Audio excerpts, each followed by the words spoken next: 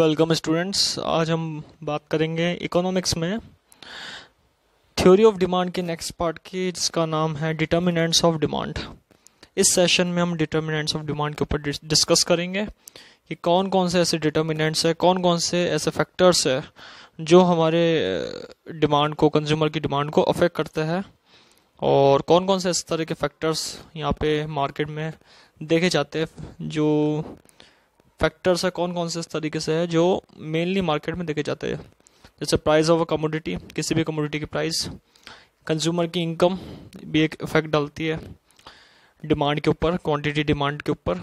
Price of related commodities, related commodities एक commodity के other दूसरी कमोडिटी क्या इफेक्ट डालती है, कंज्यूमर्स प्रेफरेंस, टेस्ट और expectations about future price, future price की एक्सपेक्टेशन, ये हम यहाँ पे बात करते हैं।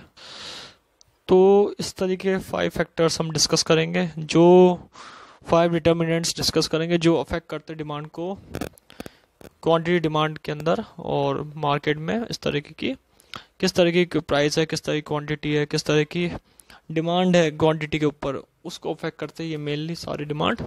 तो आज हम इसके ऊपर डिस्कस करते हैं। सबसे पहले बात करते हैं price of commodity itself. Price of commodity, price का मतलब एक वैल्यू जो किसी भी कमोडिटी की है। कमोडिटी गुड्स, किसी भी कमोडिटी की एक प्राइस। यहाँ पे प्राइस का मतलब क्या है, किसी कमोडिटी की value according to commodities, जो भी कमोडिटी का जो नेचर है उसके अकॉर्डिंग प्राइस कमोडिटी की। अब कमोडिटी की जो प्राइस आती है मार्केट में, उसके अकॉर्डिंग कमोडिटी की क्या क्वांटिटी डिमांडेड है वो हमें देखना पड़ता है, क्योंकि लॉ ऑफ डिमांड क्या कहता है, लॉ ऑफ डिमांड ये कहता है कि when price rises the quantity demand falls, and when price falls the quantity demand rises. That also means that when price drop demand will rises. इसका मतलब ये बता रखा है कि अगर प्राइस कम होगी तो डिमांड बढ़ेगी, किसी भी क्वांटिटी की, किसी भी कमोडिटी की क्वांटिटी बढ़ेगी, और अगर प्राइस ज़्यादा होगी तो क्वांटिटी की डिमांड कम होगी। तो प्राइस एक ऐसा फैक्टर है जो अफेक्ट करता है किसी भी कमोडिटी की को उसकी डिमांड के अकॉर्डिंग। अगर प्राइस ज़्यादा होगी तो क्वांटिटी हमेशा मेनली नॉर्मली यहाँ पे डिमांड कम रहेगी उस क्वांटिटी की, और अगर प्राइस कम रहेगी तो क्वांटिटी की डिमांड ज़्यादा रहेगी। Ceteris paribus relationship between prices of related commodities and quantity of this commodity. Ceteris paribus का मतलब यही हो गया inverse relationship between prices of related commodity and quantity demanded of the commodity. Ceteris paribus relationship हो गया, यानी कि inverse relationship हो गया किसी भी commodity की प्राइस और उसकी क्वांटिटी के अंदर। तो यहाँ पे प्राइस ऑफ कमोडिटी हमेशा अफेक्ट करती डिमांड को, मेनली किसी भी क्वांटिटी की डिमांड को अफेक्ट करती है। जब कमोडिटी मार्केट में आता है तो उसकी क्वांटिटी को अफेक्ट करता है इसका प्राइस, या तो फेवरेबल रहता है या फिर अनफेवरेबल रहता है। इसके बाद बात करते हैं income of the consumer. Income of the consumer का रिलेशन क्वांटिटी डिमांड से बहुत ही क्लोज है। When income is rises so will the quantity demand rises, and when income falls so falling of demand. जैसे जैसे इनकम बढ़ती है वैसे वैसे इनकम राइज होती है, वैसे वैसे आपकी जो कम डिमांड होती है क्वांटिटी के रिगार्डिंग वो नॉर्मली देखा गया है बढ़ती है। कंज्यूमर की इनकम बढ़ी, किसी भी कमोडिटी डिमांड राइज हुई। तो सबसे बड़ी बात है यहाँ पे कि इनकम और डिमांड में पॉजिटिव रिलेशन है। जैसे जैसे इनकम बढ़ेगी वैसे वैसे आपकी क्वांटिटी डिमांड बढ़ेगी, क्योंकि देखा गया नॉर्मली कि कंज्यूमर की जैसे इनकम बढ़ती है वैसे वैसे यहाँ पे डिमांड क्वांटिटी की वो बढ़ाता ही है। तो इसमें एक डायग्राम भी दे रखा है मैंने आपको, एक्स एक्सिस डिमांड गुड्स की और Y axis income of the consumer. ये डी कर्व है, अपवर्ड जा रहा है, जैसे जैसे इनकम बढ़ रही है वैसे वैसे क्वांटिटी डिमांड बढ़ रही है। तो ये क्या इंडिकेट कर रहा है हमें, positive relationship between income of the consumer and demand, quantity demanded. When income is increase then demand is also increase, when income is falls then demand is falls. इसके बाद बात करा गया प्राइस ऑफ रिलेटेड कमोडिटी के बारे में। इसके बाद बात करा गया थर्ड पॉइंट जो है हमारा प्राइस ऑफ रिलेटेड कमोडिटी के बारे में। प्राइस ऑफ रिलेटेड कमोडिटी में 2 टाइप की कमोडिटी आती है, एक तो कॉम्प्लीमेंट्री गुड्स और सब्स्टिट्यूट गुड्स। फर्स्ट बात करते हैं हम कॉम्प्लीमेंट्री गुड्स की। In this good may be complementary to each other. ये कैसे गुड्स होते हैं जो एक दूसरे के ऊपर डिपेंड रहते हैं। अगर एक गुड्स की हमने डिमांड इंक्रीज करी तो दूसरे गुड की भी डिमांड इंक्रीज करनी पड़ेगी।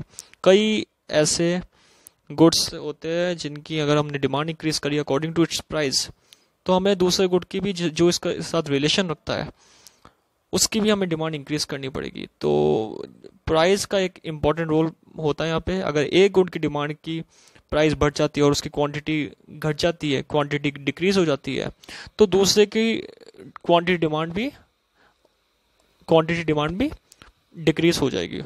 तो यहाँ ऑब्वियसली एक रिलेशनशिप है कॉम्प्लीमेंट्री में गुड्स में कि एक दूसरे के ऊपर डिपेंडेंट है। एक गुड्स की प्राइस राइज हुई, दूसरे गुड्स की डिमांड गिर गई, उस गुड्स से तो गिरेगी डिमांड, दूसरे गुड्स की भी साथ में गिरेगी। जैसे एग्जांपल ले रखा है ब्रिक्स एंड सीमेंट्स। ब्रिक्स से जो ईंट होते हैं जिससे मकान बनाने में, हाउस बनाने में काम में आता है, अगर ब्रिक्स जो होते हैं ब्रिक्स की डिमांड करेंगे तो सीमेंट की ऑब्वियसली डिमांड करनी ही पड़ेगी, क्योंकि वॉल बनाने के लिए, दीवार बनाने के लिए सीमेंट की जरूरत होती है। तो यहाँ पे ब्रिक्स सीमेंट दोनों का रिलेशनशिप एक कॉम्प्लीमेंट्री गुड्स का है। अगर ब्रिक्स की प्राइस बढ़ती है तो सीमेंट की डिमांड पे भी अफेक्ट पड़ेगा ही पड़ेगा। तो ब्रिक्स एंड सीमेंट हो गया, टेनिस रैकेट, टेनिस बॉल हो गया, बाइक एंड पेट्रोल हो गया, कार एंड डीजल, बहुत सारे एग्जांपल है इसके, जो ये बताता है कि कॉम्प्लीमेंट्री गुड्स ऐसे होते हैं जो एक दूसरे के ऊपर कॉम्प्लीमेंट्री रहता है, दोनों डिपेंडेंट रहता है, वो इसमें बता रखा है। एक गुड्स की प्राइस बढ़ेगी तो दूसरे गुड्स की डिमांड भी अफेक्ट होगी ही होगी। इसके बाद बात करते हैं substitute goods. Substitute goods, if goods are substitute, एक गुड्स को सब्स्टिट्यूट करके दूसरे गुड्स को गेट करना, ये हो गया सब्स्टिट्यूट गुड्स। एक गुड आप यूज कर रहे हो लेकिन उसके जैसा दूसरा गुड है, क्यों आप दूसरे गुड के ऊपर क्यों जा रहे हो? क्योंकि उसकी प्राइस में कुछ बढ़ गया, या टेस्ट, फैशन, कुछ भी रीजन हो सकता है जिससे आप दूसरे गुड के ऊपर जा रहे हो। अगर एक गुड्स की प्राइस इंक्रीज होगी तो दूसरे गुड के ऊपर आप आ जाओगे। For example T and coffee, if price of coffee increase and price of T remain constant. अगर कॉफी की प्राइस इंक्रीज होती है और टी की प्राइस कांस्टेंट रहती है, चेंज नहीं होती, ना इंक्रीज ना decrease, then people will demand more tea. People किसकी डिमांड ज्यादा करेंगे? टी की। क्यों? क्योंकि कॉफी की प्राइस क्या होगी? इंक्रीज होगी। पीपल किस पे आ जाएंगे? टी के ऊपर आ जाएंगे, और डिमांड जो होगी कॉफी की वो क्या हो जाएगी? यहाँ पे डिक्लाइन हो जाएगी। तो सब्स्टिट्यूट गुड हमें ये बताता है कि एक गुड को छोड़ के, एक गुड को सेक्रीफाइस करके दूसरे गुड्स के ऊपर आना, because it's price is increase and आप अनदर गुड के ऊपर आ रहे हो, उसकी प्राइस डिक्रीज हो चुकी है या फिर कांस्टेंट है, इसलिए आप उसके ऊपर उसकी डिमांड कर रहे हो उस गुड्स की। तो मैंने टी और कॉफी के एग्जांपल से समझाया आप लोगों को कि अगर सब्स्टिट्यूट गुड, एक गुड की प्राइस इंक्रीज होती है तो दूसरे गुड के ऊपर जो कंज्यूमर है वो अपने आप यहाँ पे, कंज्यूमर अपने आप वहाँ पे उसके ऊपर आता है। इसके बाद बात करिए consumer taste, preference etcetera. Consumer taste, preference etcetera की बात करी गई है कि कंज्यूमर का टेस्ट क्या है मार्केट में, वो भी अफेक्ट करता है डिमांड को। प्रेफरेंस किसकी है? कंज्यूमर की प्रेफरेंस किस गुड्स के ऊपर है, वो भी डिमांड को अफेक्ट करता है। When the public desire or preferences change in favor of product, so does the quantity demanded. अगर आप कोई प्रोडक्ट मार्केट में लेके आए हो और पब्लिक उसके फेवरेबल है, यानी कि उसको प्रेफरेंस देती है, अपनी डिजायरनेस, अपनी नीड एंड बॉन्ड को उसकी तरफ लगाती है जो गुड्स आप लेके आए हो, तो उसकी डिमांड जो होगी कमोडिटी की वो इंक्रीज होगी, क्वांटिटी डिमांड इंक्रीज होगी। लेकिन अगर आप ऐसा गुड लाए हो जिसका पब्लिक के अगेंस्ट है, जो पब्लिक के टेस्ट के अगेंस्ट है, पब्लिक के प्रेफरेंस का अगेंस्ट है, तो यहाँ पे ऑब्वियसली बात यह रहेगी कि आपके जो कमोडिटी है उसकी क्वांटिटी डिमांडेड गिरेगी ही गिरेगी, फॉलिंग होगी। तो consumer as taste, preference, fashion, time period, ये सारी चीजें क्या अफेक्ट करती है डिमांड को, और कमोडिटी की जो डिमांड है वो इससे इंक्रीज या डिक्रीज होती रहती है। लास्ट पॉइंट बता रखा, fifth expectations about future prices. Future prices की एक्सपेक्टेशंस, फ्यूचर में प्राइस बढ़ेगी, इंक्रीज होगी या घटेगी, डिक्रीज होगी।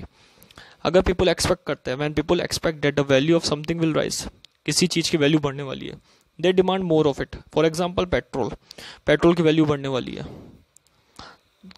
नेक्स्ट डे से, तो आज ही डिमांड क्या हो जाएगी? इंक्रीज हो जाएगी। पेट्रोल पंप पे ट्रैफिक ज़्यादा हो जाएगा, पेट्रोल पंप पे पेट्रोल की डिमांड तेजी से बढ़ जाएगी, क्योंकि आपको पता है कि कल आपने एक्सपेक्टेशन लगा ली कि कल नेक्स्ट डे पेट्रोल की प्राइस इंक्रीज हो जाएगी, तो आज ही डिमांड ज़्यादा कर लो उसकी। On the contrary he expect decline in price in the near future, so consumer will hold it's consumption at present. सबसे बड़ी बात है कि अगर यहाँ पे प्राइस डिक्लाइन हो जाती है नियर फ्यूचर में, जैसे नेक्स्ट डे प्राइस कम होने वाली है, तो कंज्यूमर अपनी डिमांड को, अपनी कंजम्पशन को रोक देता है, होल्ड कर देता है प्रेजेंटली, और नेक्स्ट डे का इंतजार करता है, नेक्स्ट डे का वेट करता है, और फिर वहाँ पे उस चीज़ की डिमांड अराइज करता है। तो हमने यहाँ पे आज डिटर्मिनेंट्स ऑफ डिमांड पढ़े हैं, इसमें मेनली 5 डिटर्मिनेंट्स मैंने बताया। 5 डिटर्मिनेंट्स में सबसे पहले प्राइस ऑफ कमोडिटी, फिर इनकम ऑफ द कंज्यूमर की बात करी गई, फिर हमने रिलेटेड कमोडिटी की बात करी है जिसमें कॉम्प्लीमेंट्री और सब्सिडी गुड्स की बात करी गई है, उसके बाद कंज्यूमर के टेस्ट प्रेफरेंस की बात करी गई, और लास्ट पॉइंट जो हमने पढ़ा एक्सपेक्टेशंस अबाउट फ्यूचर प्राइस के बारे में बात करी है।